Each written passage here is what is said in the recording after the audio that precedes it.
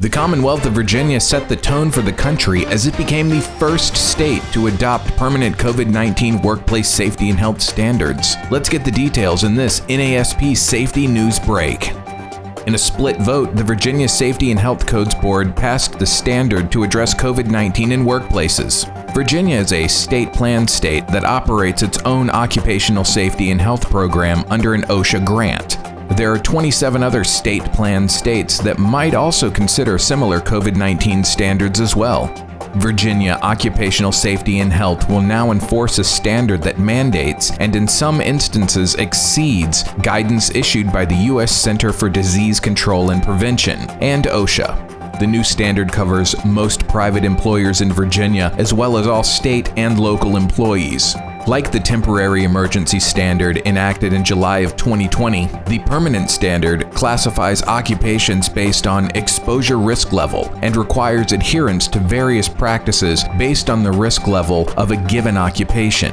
An occupation can have a very high, medium, and lower exposure risk level based on the risk of transmission.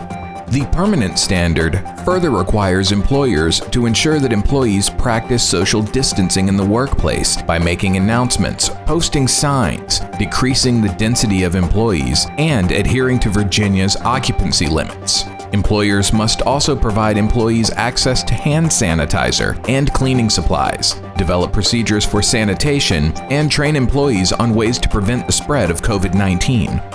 While the permanent standard resembles the July temporary standard, the standards differ in important ways. Under the permanent standard, employers must report to the Virginia Department of Health if 2 or more employees test positive for COVID-19 within a 14-day period. In addition, the permanent standard prohibits employers from requiring employees who are absent due to the pandemic to provide a negative test before returning to work.